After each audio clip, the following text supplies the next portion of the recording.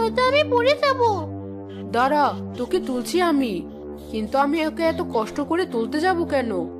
ও বেঁচে থাকলে আমারই তো ক্ষতি, মরে গেলেই লাভ। এ কি মা, আপনি আমার হাত ছেড়ে দিচ্ছেন কেন?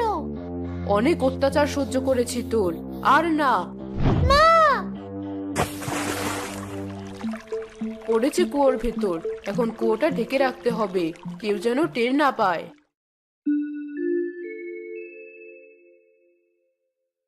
সারা কোথায়? আজ সারাদিন দেখলাম না। সকাল হতেই দেখি ওর ঘরে সব গয়নাগাটি হাওয়া, সারা গ্রাম তন্ন তন্ন করে ওকে কোথাও খুঁজে পাইনি। বিয়ের কথা শুনে পালিয়েছে বোধহয়। কি বলছো এসব? ও তো এই ধরনের মেয়ে নয়।